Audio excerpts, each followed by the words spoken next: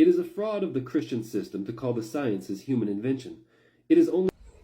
All right, so I'm going to take this point and run with it a little bit. I have been studying Thomas Paine myself, coming out of the religious system and having a completely different mindset after being involved in it for a really long time, and letting go of that part of myself, which was my identity, which I now know was nothing more than a projection of my ego, which is what most Christians do, is they adopt an ideology and they project an ego. I did this myself. I want to say part of that identity, part of that ego projection is rejecting the idea of any other explanation for what is happening in the world. And so most religious systems will reject the idea of science because it offers an alternate explanation that's probable and is based off of evidence and information that is collected, which could produce doubt if proven untrue. And so the fact is that most people are scared of accepting an alternate explanation for anything that is given. This is because in order to accept an alternate explanation of what is naturally occurring and being part of a universe or of a collective consciousness, a person would have to doubt. They would have to question. And so Christianity does not accept this principle. That's why it rejected other forms of proof such as science, because it didn't want to accept that, because it's not a language that it can control, because energy and volume, space, time, all of that stuff is not only illusionary but ever changing, and so it's ever immeasurable, and so there's no way to pinpoint and no way to scientifically explain it.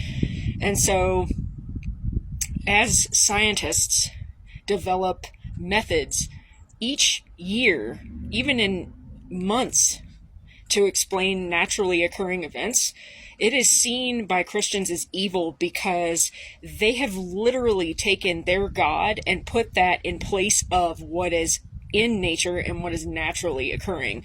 And so Christianity in itself, honestly, is nothing more, in my opinion, than replacement theology for what existed before that.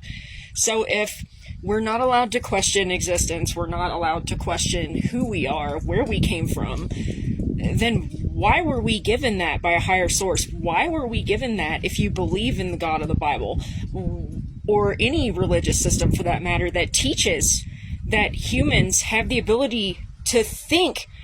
For example, take in Genesis chapter 3 with Adam.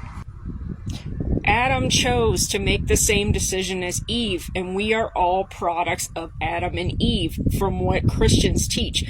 I don't believe this, but this is what Christianity subjugates. And so therefore, if you believe this ideology, then you know for a fact that you come from people, the first people even could think for themselves and had critical thinking skills. And so science generates those critical thinking skills and allows for people to doubt and reason. However, Christianity, believers, whatever you want to call yourself, religious systems in general do not. There is no room for doubt.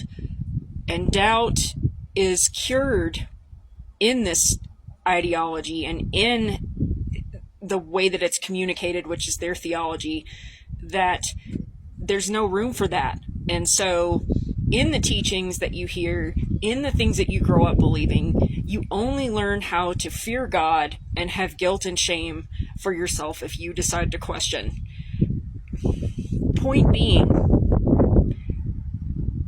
man is a complete contradiction. Every time man finds dissatisfaction in anything, and man I'm referring to as all people, we automatically go into wanting to change the variable. We want to change the factors. We want to change our explanation and try to come up with some understanding. But let's be real. Consciousness and higher source and who has been theolized as our current God in the religious system, we have no clue about. you have to realize that man has translated writings that are sacred texts. Man has produced every sacred or spiritual book that you put in your hands and that you read. And so everything that you're seeing is a result of man's explanation for trying to come up with why the things around him are the way that they are. My belief is that we have been existing for thousands, millions, generations, way before we arrived. We are made of atoms, molecules, and beautiful things. But I don't think it came from our idea of it. I think we have no idea who put us here, or even if we were put here to begin with.